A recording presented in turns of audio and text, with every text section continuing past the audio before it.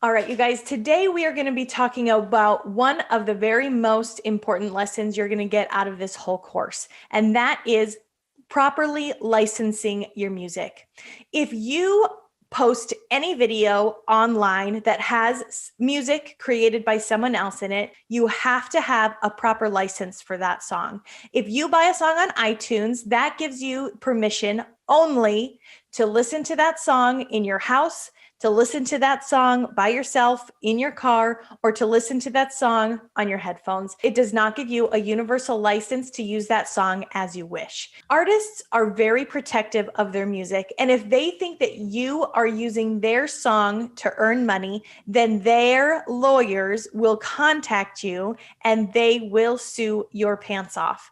Weddings are under kind of a weird umbrella because while wedding films don't necessarily sell anything, they're not a commercial. Wedding films do earn you as their creator an income. If you earn money on something that uses an artist's song, then they will come after you for a portion of those profits, or even more than the profits you made. Songs that you hear in commercials or in movies or TV have been licensed properly, and they might have cost $100 or they might have cost thousands of dollars. If you ever watched the TV show Mad Men, in one episode, they used a Beatles song, and it wasn't even like a good Beatles song. It wasn't a super popular Beatles song. It was kind of like a B-side track. And for that one song, they didn't even play the whole song. It was a portion of the song.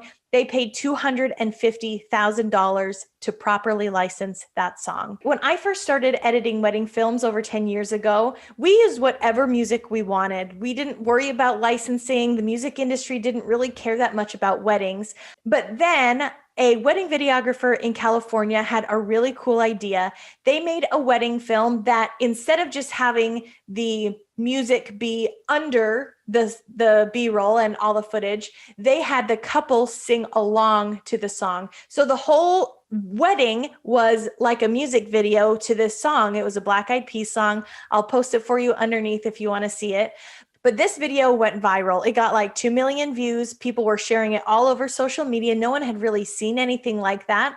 I remember the company I was working for at the time in Arizona, we got a lot of inquiries about, can you do this? And this is really cool. And then that company in California got sued. The record company came after that wedding videographer. I heard him speak at a conference a few years later, and he said, I can't disclose to you the amount that I had to pay to them, but it was 6 figures. And so I want you to avoid any sort of litigation, any sort of gray area, any sort of questionable content. Please, please, please license your music. If you are posting a video that is of your family, let's say your family went on a family vacation, you went to the beach, you want to create a little video so that you can send it to your parents so that they can see how cute your kids are at the beach. If you use a popular song on the radio and make a little family video and post it on YouTube, you probably will not be contacted by any lawyers, but it's honestly no guarantee. And you might get flagged on YouTube. You might get an email saying, I don't think you own this song, but your video will probably get to stay on YouTube.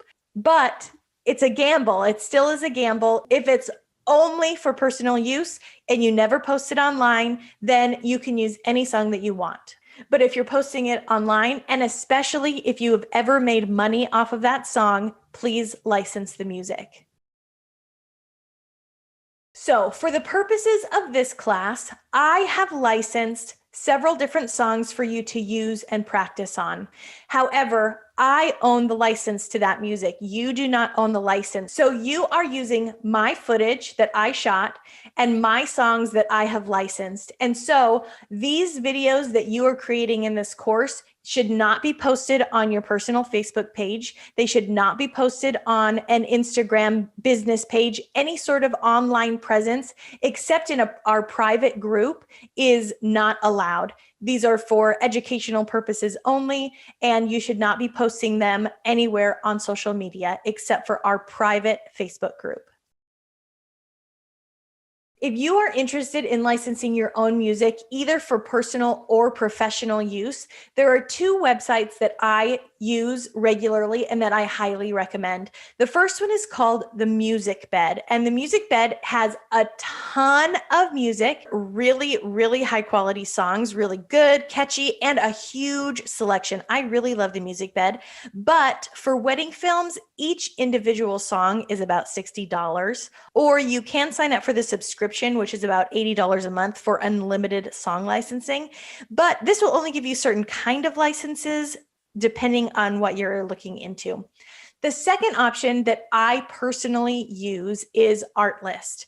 Artlist, again, has a really great selection of music. The music is not quite as good. It's still very good, very high quality, and it will give you a universal license. So it doesn't matter if you're creating a wedding, a commercial, if you're making a personal video, if you have 200,000 followers on Instagram or 7 followers on Instagram, you can post it with no problem. You don't have to worry about it. Artlist is a subscription only based company, and they charge $200 a year. Again, unlimited licenses and universal licenses.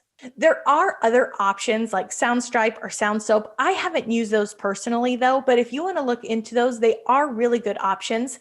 Artlist and some of the other ones also have sound effects. So if you want to get into YouTube videos, you want to use sound effects, then that's something that that is an option through some of those websites. You can also get royalty-free music on the internet. Royalty-free music means that no one gets a royalty off of it. You can use it for free. It doesn't matter what you use it for. However, I have found royalty-free music to be so low quality that it's honestly not even worth looking into. It's not worth using. If you're really in a bind, you could. But I don't even know where to find such things. Again, with music, you really get what you pay for. And so you want to find something that's really high quality. And that means that you're probably just going to have to pay for it. So I hope that you learned in this video the basics of music licensing, where to do it, how to do it, and why to do it. Please, please, please license your music.